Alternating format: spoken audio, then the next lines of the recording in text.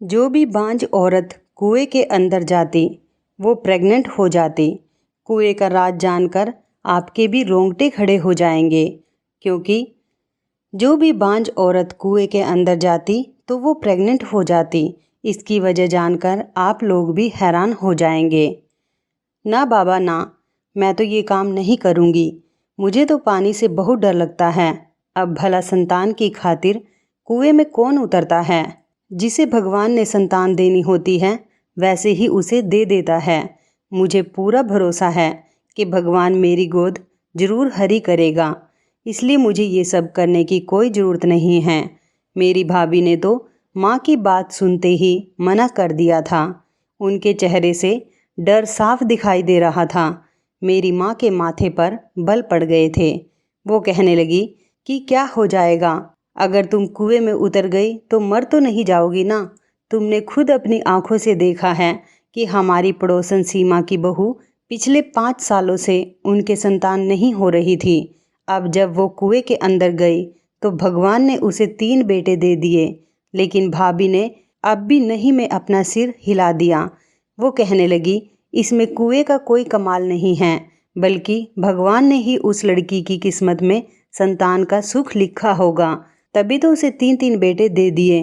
भाभी की बात सुनकर माँ का पारा चढ़ गया। वो कहने लगी, इन चीज़ों में भगवान की कोई कृपा होती है। तुम जैसे नास्तिक लोग क्या समझो। मुझे पता है जो लड़कियां शहर से शादी करके आती हैं वो तो गांव वालों को बेवकूफ़ समझती हैं। तुम भी अपने दिल में यही सोच रही होगी कि तुम्हारी सास को क्या पता है, ये तो यूं ही बातें बनाती हैं। मगर ऐसा नहीं है। इन चीज़ों में भगवान का खास आशीर्वाद होता है, भगवान की खास नज़र होती है। अगर मैं तुम्हें सच बताऊं तो मेरा तो बिल्कुल भी दिल नहीं था कि मैं अपनी बहू शहर से लेकर आऊं। मैं तो गांव की अपने जैसी ही सीधी सादी लड़की को अपनी बहू बनाना चाहती थी। मगर क्या करूं, जब मेरी दोस्त ने मेरे सामने अपने हाथ जोड़ दिए तो मुझे मजबूरी में तुम्हें अपनी बहू बनाना पड़ गया। मगर तुम किसी खुशफहमी में मत रहना कि तुम मेरे दोस्त की बेटी हो तो मैं तुमसे कुछ नहीं कहूँगी। तुम्हारी शादी को 1.5 साल हो गया है।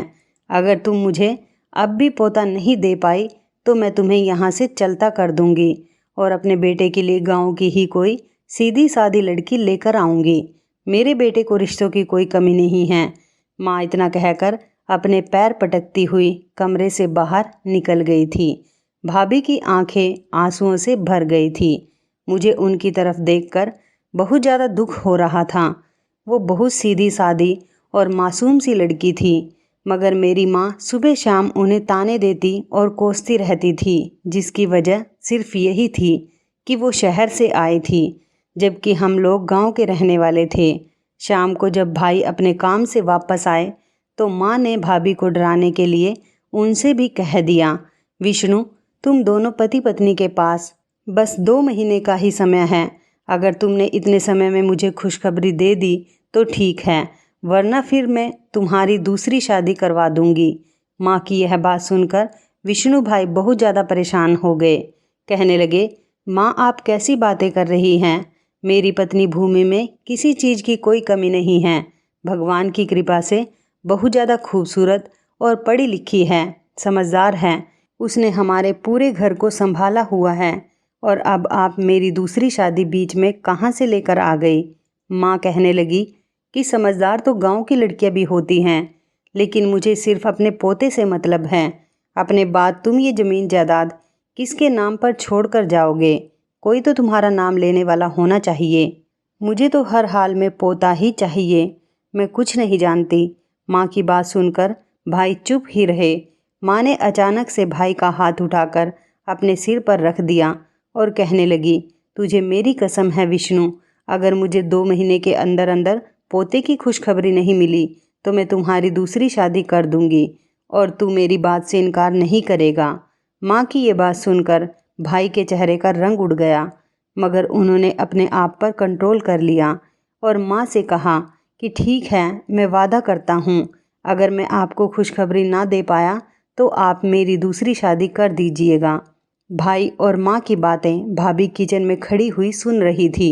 जब भाई ने माँ से दूसरी शादी के लिए हामी भरी तो भाभी के सांस ऊपर के ऊपर और नीचे के नीचे रह गए। उनकी आंखों से आंसू गिरने लगे थे।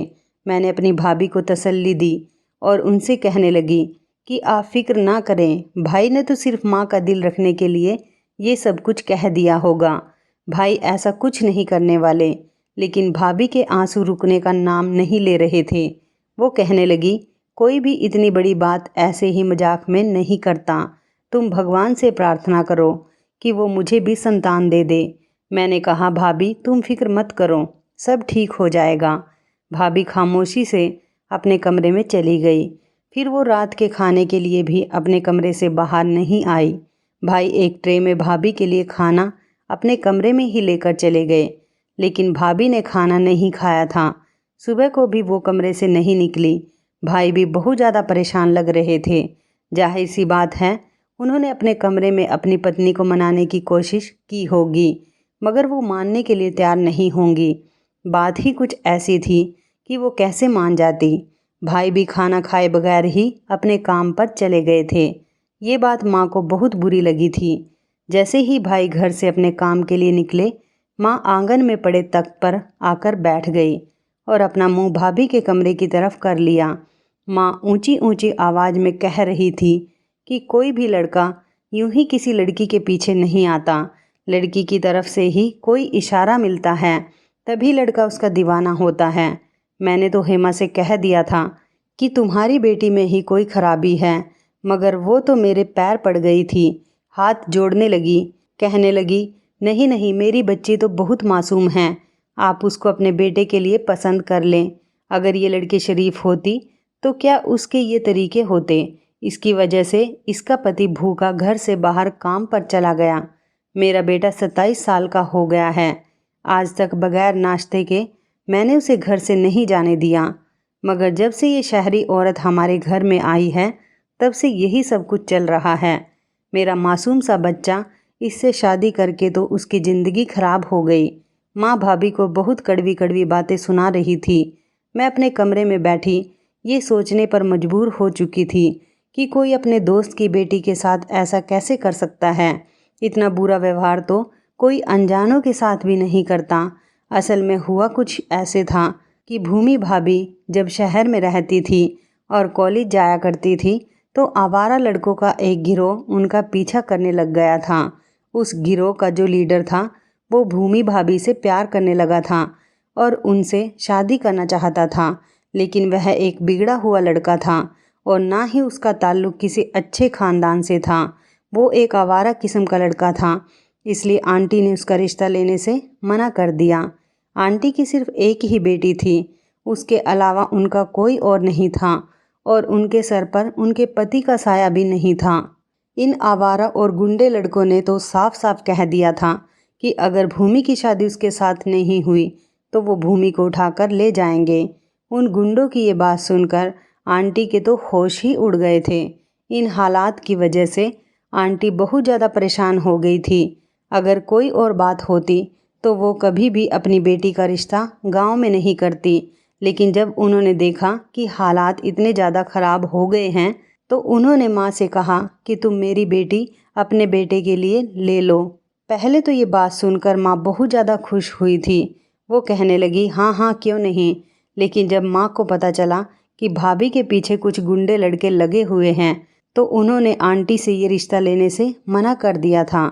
वो कहने लगी, दुनिया में मेरा एक ही बेटा है, अगर हमने इस तरह एक बिगड़ी हुई लड़की के साथ उसका रिश्ता कर दिया तो मुझे डर है कि मेरे बेटे के साथ कुछ गलत ना हो जाए। वो गुंडे तो उसे मार ही डालेंगे, कहीं वो लड़के अपना बदला मेरे बेटे से ना ले लें।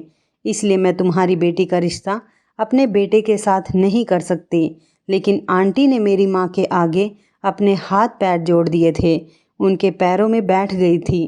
कहने लगी, तुम मेरी बेटी का रिश्ता ले लो, नहीं तो उसकी ज़िंदगी बर्बाद हो जाएगी। पता नहीं वो गुंडे उसके साथ क्या करेंगे। मेरी माँ ना चाहते हुए भी अपने दोस्त की बात मानने पर मजबूर हो गई। इस तरह भूमि भाभी की शादी मेरे भाई के साथ हो गई। भूमि एक बहुत ही अच्छी, सुलझी हुई और समझदार लड़की थी। उनको हमारे घर में आए हुए 1.5 साल हो गया था, मगर मैंने उनमें कोई भी बुराई नहीं देखी थी। उन्होंने कभी भी मेरे भाई के साथ कोई लड़ाई झगड़ा नहीं किया था और ना ही किसी बात की कोई शिकायत की थी। यहाँ तक कि उन्होंने माँ को भी कभी किसी बात पर कोई जवाब तक नहीं दिया था। पूरे घर का काम भी वही करती थी, मगर फिर भी माँ उनसे नाराज़ ही रहती थी। माँ का यही कहना था कि शहर की लड़कियाँ अच्छी नहीं होती। तब मैं अपनी माँ को समझाती रहती थी कि माँ, आप इस तरह भाभी को नहीं कहा करें। हमारी भाभी हर तरीके से एक बहुत अच्छी लड़की है, आपको उनकी कदर करनी चाहिए। मगर माँ ये बातें कहाँ समझती थी। वो तो इसी बात के गुरूर में थी कि उनकी दोस्त ने खुद हाथ जोड़कर अपनी बेटी का रिश्ता उनके बेटे के लिए दिया था। इस वजह से वो अपनी नज़रों में भगवान बन बैठी थी और जो भी बात उनके मुंह में आती तो भाभी को सुना देती। माँ के ये तौर तरीके देखकर मैं बहुत डरती रहती थी। मुझे तो इस बात का डर था कि कहीं जो कुछ वो भाभी के साथ कर रही है वो मेरे सामने ही ना आ जाए, कहीं अपने माँ के किए की सज़ा मुझे ना मिले। जब मैं अपनी माँ से ये बात कहती तो वो आगे से कहती थी कि तुम्हारे साथ ऐसा कुछ नहीं होगा, तुम बेफिक्र रहो, तुम घर की चार दीवारी में पली बड़ी हो, तुम्हारे पीछे कौन सा कोई लड़के लगे हुए हैं जिसकी वजह से तुम्हें ससुराल में जाकर ये सब बातें सुननी पड़ेंगी। माँ तो बगैर सोचे समझे अपना मुंह फाड़ के ये सब बातें कह देती थी, जबकि मैं तो अंदर तक हिल कर रह जाती थी। खैर, माँ के चीखने चिल्लाने से भाभी डर कर कमरे से बाहर आ गई और चुपचाप नाश्ता बना लिया। वो घर के कामकाज फिर से करने लगी थी, मगर मैंने उनके चेहरे पर कोई भी मुस्कुराहट नहीं देखी थी। जब वो किचन में काम कर रही थी तो मैं उनके पास चली गई। मुझे देखते ही वो मेरे गले लगकर रोने लगी और कहने लगी, देख लो, तुम्हारी माँ मेरा घर उजाड़ना चाहती है और वो अपने लिए दूसरी बहू लेकर आना चाहती है। जब तुम्हारी दूसरी भाभी इस घर में आ जाएगी तो मैं यह घर छोड़कर हमेशा हमेशा के लिए चली जाऊंगी। मैं इस घर में नहीं रह सकती। मैंने भाभी को तसल्ली दी और उनसे बोली, ऐसा कुछ नहीं होगा, आप बेफिक्र रहे। भाभी फूट फूट कर रोने लगी। वो बोली, जब तुम्हारे भाई ने दूसरी शादी की हामी भर ली है तो फिर भला उसे कौन रोक सकेगा। मगर मैं तुम्हें एक बात साफ साफ बता देती हूँ कि मैं अपने पति को किसी दूसरी औरत का होते हुए नहीं देख सकती। मैं किसी भी हाल में अपनी सौतन के साथ नहीं रह सकती। मैं यहाँ से चली जाऊँगी। मैं हंसी और भाभी से कहने लगी, भाभी, इतना सीरियस होने की ज़रूरत नहीं है, सब कुछ ठीक हो जाएगा। फिर मैंने भाभी को मशवरा दिया, आज जब भाई आपको मनाने की कोशिश करें तो आप उनसे झगड़ा ख़त्म कर लीजिएगा और फिर उनसे कहना कि वो आपको शहर लेकर चले जाए और आपका चेकअप किसी अच्छे और बड़े डॉक्टर से करवाए।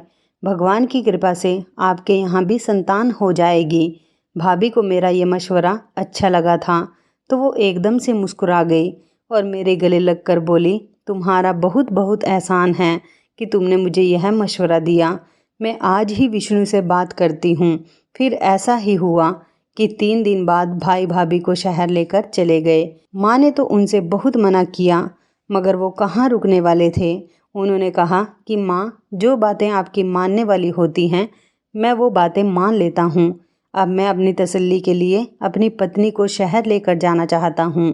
भाई और भाभी शहर चले गए थे और फिर पूरे 4 दिन बाद ही वापस आए थे, क्योंकि भाभी अपनी माँ के घर रुक गई थी। जब वो दोनों वापस आए तो भाई बिल्कुल नॉर्मल से थे, मगर भाभी का चेहरा कुछ उतरा हुआ था। मैं भाभी के पास गई और बोली, मुझे पता है आप अपनी माँ का घर छोड़कर आई हैं, इस वजह से आप बहुत परेशान होंगी और उदास भी होंगी।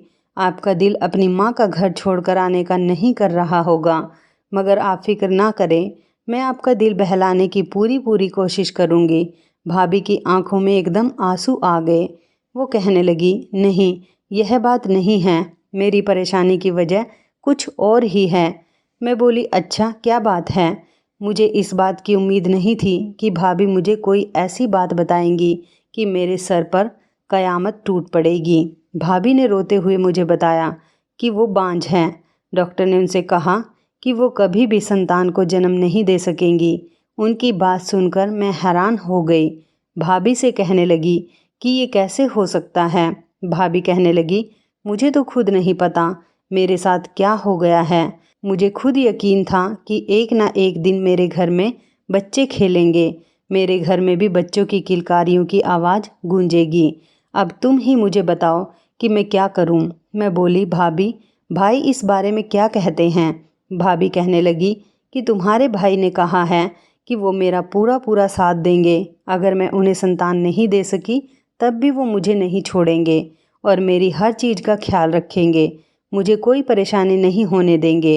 मैंने भाभी से पूछा कि क्या भाई दूसरी शादी कर लेंगे?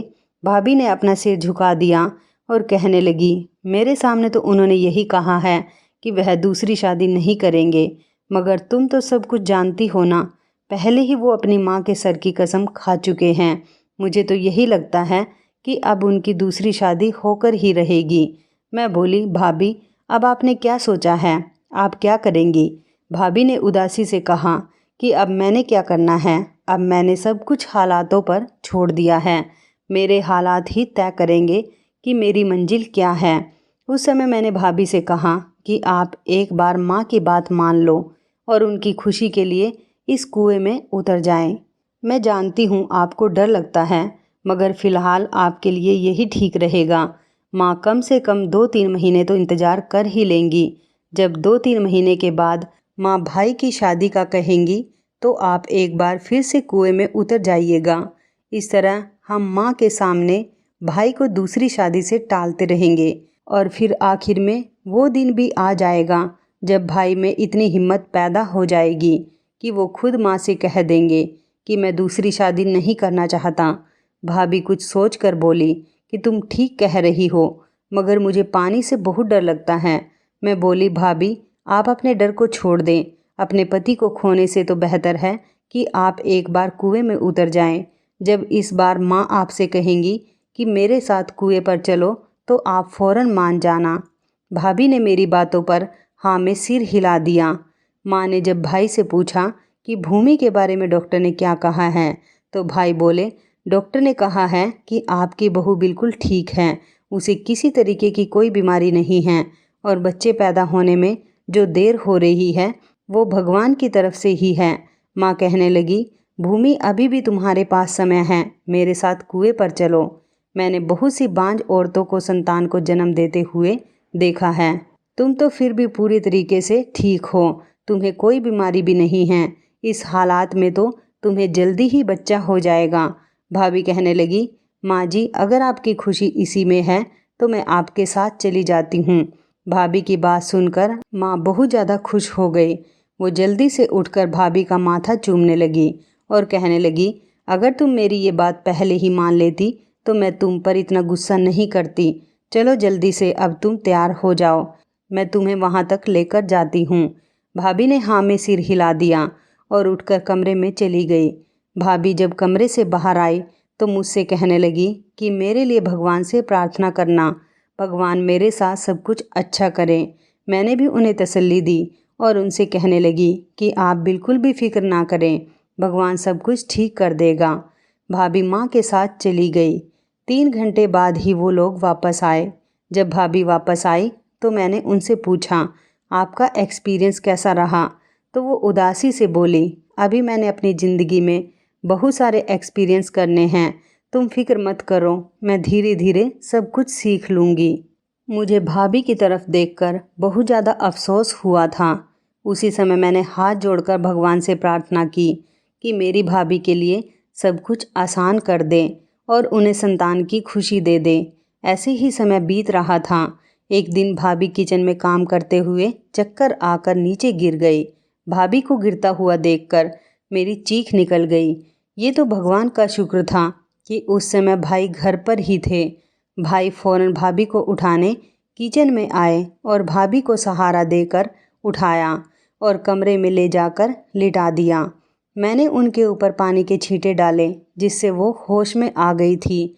माँ कहने लगी, विष्णु जल्दी से जाओ और दाई को बुलाकर लेकर आओ, मुझे तो लगता है कि कोई खुशखबरी है। भाभी कहने लगी, नहीं माँ, अभी इतनी जल्दी खुशखबरी कहाँ से आ सकती है। असल बात ये है कि आजकल मैं बहुत टेंशन में रहती हूँ। मुझे हर समय यही फिक्र लगी रहती है कि क्या मैं माँ बन पाऊँगी या नहीं। बस इसी वजह से चक्कर आकर गिर गई थी और कोई बात नहीं है। थोड़ी देर आराम करूँगी तो मैं ठीक हो जाऊँगी। मगर माँ तो कुछ सुनने के लिए तैयार ही नहीं थी। उन्होंने ज़बरदस्ती भाई को भेज दिया। वो दाई को बुलाकर लेकर आए। दाई ने जब भाभी को चेक किया तो वो कहने लगी, मुबारक हो, तुम्हारी बहू माँ बनने वाली है। वो उम्मीद से है। ये खबर सुनकर मैं और भाभी और भाई तीनों दंग रह गए थे, जबकि माँ खुशी से फूली नहीं समा रही थी। उन्होंने जल्दी से अपने पर्स से 500 रुपये निकाल कर भाई के हाथ में रखे और कहने लगी, जाओ इन पैसों से मिठाई लेकर आओ, मैं पूरे गांव में मिठाई बांटूंगी। भगवान ने मुझे इतने दिनों बाद खुशखबरी दी है। लेकिन भाई ने नहीं में सिर हिला दिया और कहने लगे, माँ मुझे आजकल इन दाइयों पर यकीन नहीं है, इसलिए आप इतनी खुशी ना मनाएं। आज के दौर में तो दाई का भरोसा ही नहीं है।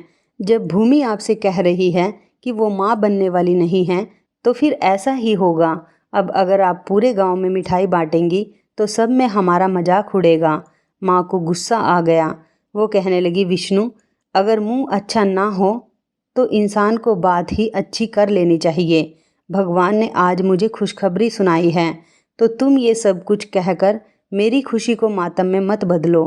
तुम चुपचाप जाकर मिठाई लेकर आओ। भाई ने अब भी नहीं में सिर हिला दिया।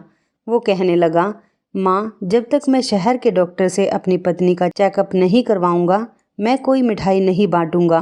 और मैं आपसे भी यही कह रहा हूँ कि ये खबर भी आप किसी को नहीं बताइएगा, सिर्फ अपने तक ही रखना। माँ कहने लगी, तो फिर इंतज़ार किस बात का है, जल्दी से बस की टिकट कराओ, हम तीनों बल्कि चारों जाकर भूमि का चेकअप कराते हैं। माँ ने तो अफरा तफरी मचाई हुई थी।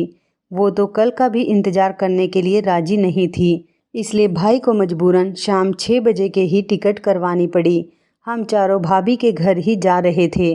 भाभी सारे रास्ते में बहुत ज़्यादा उदास और परेशान थी, जबकि माँ की तो जान पर बनी हुई थी। वो भाभी को हंसाने की कोशिश कर रही थी और कहने लगी, अगर तुम इस तरह नाराज़ रहोगी तो बच्चे की सेहत पर बुरा असर पड़ेगा। खुश खुश रहो ताकि मेरा होने वाला पोता खूबसूरत और तंदुरुस्त पैदा हो। माँ की यह बातें सुनकर भाभी और ज़्यादा परेशान होने लगी। खैर हम रात को देर से ही आंटी के घर पहुँचे थे।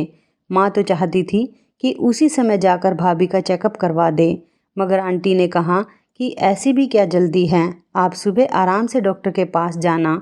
सुबह 9 बजते ही माँ ने शोर मचा दिया था कि उन्हें डॉक्टर के पास जाना है।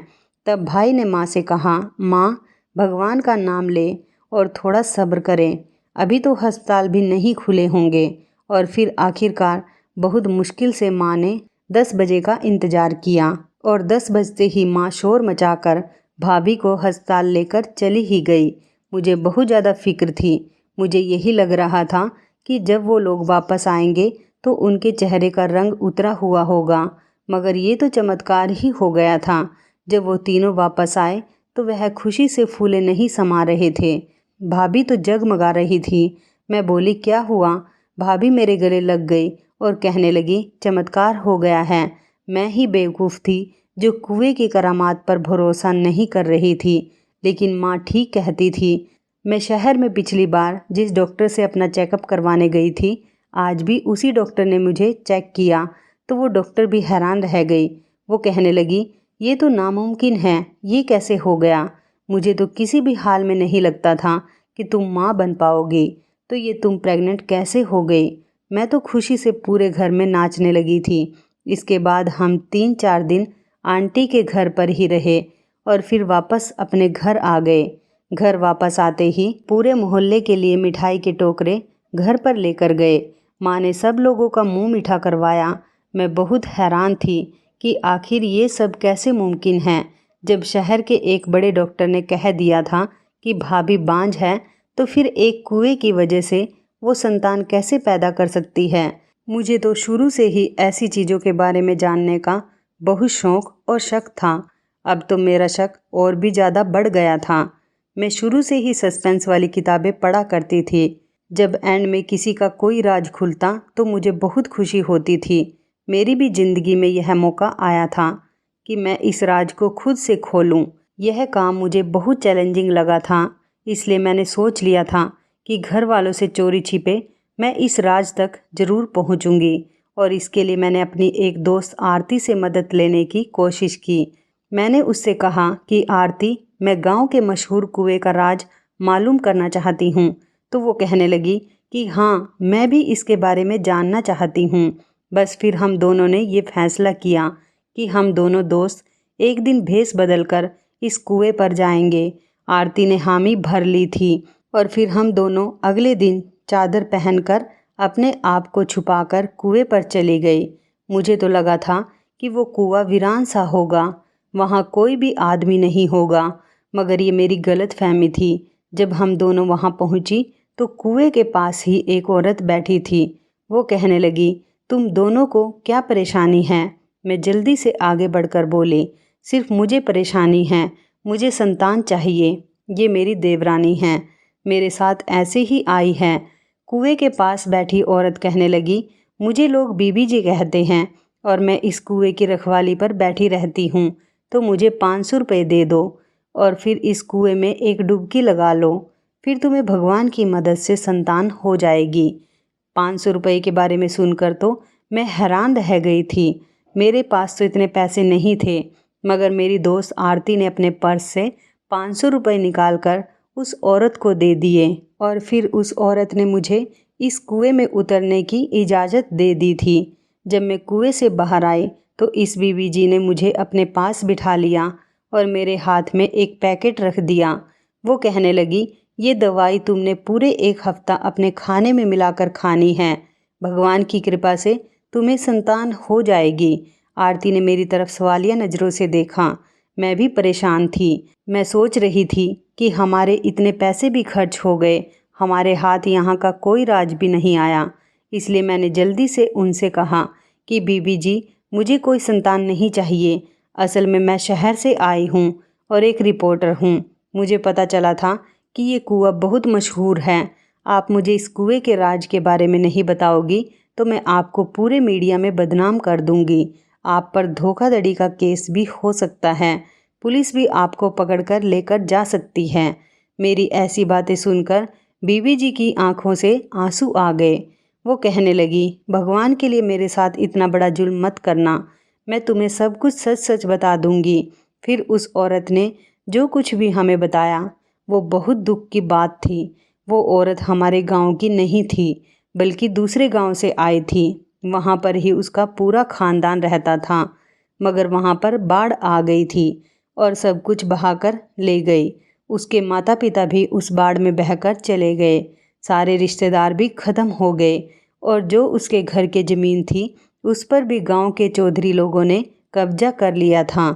उस लड़की के पास रहने के लिए अब कोई भी ठिकाना नहीं था और ना ही कोई रिश्तेदार बचा था।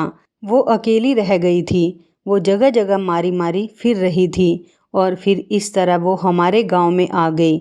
मगर यहाँ भी लोगों ने 2 वक्त की रोटी देने के बाद उस पर अपने दरवाजे बंद कर दिए थे।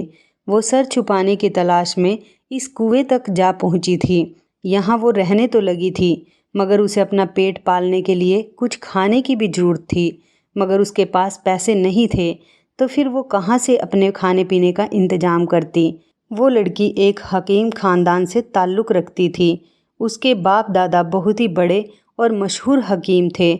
उसने लोगों को पहले अपनी दवाई देकर कमाना चाहा, मगर लोगों ने इसकी तरफ कोई ख़ास ध्यान नहीं दिया। तब उसने सोचा, क्यों ना वो इस गांव के कुएं के बारे में यह बात फैला दे कि जो भी बांझ औरत इस कुएं में उतरेगी वो संतान वाली हो जाएगी। और फिर उसने इस कुएं को करामाती कहकर लोगों को अपनी तरफ ध्यान देने पर मजबूर कर दिया और फिर यही हुआ। उसने पूरे गांव में मशहूर कर दिया कि इस कुएं पर भगवान का आशीर्वाद है और जो भी औरत इसमें डुबकी लगाएगी वो प्रेग्नेंट हो जाएगी। फिर जब कोई औरत इस कुएं में डुबकी लगाने आती, ये उसे अपने हाथ की बनी हुई दवाई खाने के लिए दे देती। दरअसल वो जड़ी बूटियाँ थीं जिनसे औरत के अंदर की तमाम बीमारियाँ ख़त्म हो जाती और उसके शरीर की सारी बीमारियों का इलाज हो जाता। इंसान तो प्रार्थना कर सकता है, दवा कर सकता है, लेकिन असर तो भगवान ने करना होता है। फिर यूं ही हुआ कि बीबी जी के हाथ में भगवान ने करामात रख दी। वो जिसको भी वो जड़ी बूटियों वाली दवाई देती उसके यहाँ संतान हो जाती और लोग यही समझते रहे कि इसमें कुएं का कोई करिश्मा है। अब वो लोग भी बीवी के पास आने लगे थे, जो हकीम का सुनकर कभी नहीं आते थे। इस तरह बीवी जी मेहनत से कमाकर अपना गुजारा कर रही थी।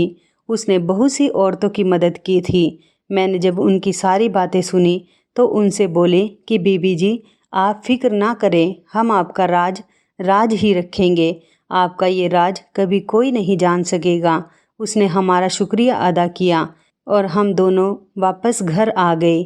हम यह सोचने पर मजबूर हो गए थे कि इस औरत ने कितनी खूबसूरती के साथ गांव की औरतों की बीमारियों को ठीक कर दिया था और अपनी रोजी रोटी का इंतजाम भी कर लिया था। इस औरत की वजह से मेरी भाभी तलाक से बच गई थी। अब तो मैं हर औरत को यही मशवरा देती हूँ कि वो भी इस कुएं के पास जाए, क्योंकि इस कुएं में भगवान का आशीर्वाद है। मेरी बातें सुनकर मेरी माँ भी हंस देती और कहती, देखा ना, तुम मेरी बात मान ही गई। माँ की बात सुनकर मैं खामोश हो जाती, क्योंकि मैंने कोई भी बात बगैर सच्चाई जाने नहीं मानी थी। मुझे तो इस कुएं का राज मालूम हो चुका था और मैं नहीं चाहती थी कि ये राज किसी और को मालूम हो जाए, क्योंकि मुझे डर था कि कहीं बीबी जी की रोजी रोटी बंद ना हो जाए और बाकी औरतों की भी बीमारियां ठीक होनी बंद ना हो जाए। सच बात है, भगवान हर किसी की मदद करता है, बस नीयत सच्ची होनी चाहिए। तो इस कहानी के बारे में आपकी क्या राय है, कमेंट करके ज़रूर बताइएगा। दोस्तों, आपको हमारी ये मज़ेदार कहानी कैसी लगी, आप हमें कमेंट बॉक्स में ज़रूर बताएं। यदि आपके पास भी ऐसी कोई प्यारी सी कहानी है या फिर ऐसी कोई कहानी जिससे कुछ शिक्षा मिले, तो आप हमारे साथ उसको ज़रूर शेयर करें। दोस्तों, यदि आपको हमारी ये वीडियो अच्छी लगे तो आप हमारी इस वीडियो को लाइक शेयर ज़रूर करें और ऐसी ही दिल को छू लेने वाली प्रेरणादायक कहानियाँ सुनने के लिए हमारे चैनल को भी सब्सक्राइब करें। यदि आप हमें फेसबुक पर देख रहे हैं तो आप हमारे फेसबुक पेज को लाइक और फॉलो ज़रूर करें। तो दोस्तों, फिर मिलते हैं ऐसी ही ज़बरदस्त कहानी या टिप्स के साथ नई वीडियो में। तब तक के लिए धन्यवाद। आप सभी अपना ख्याल रखना। आपका दिन शुभ व मंगलमय हो।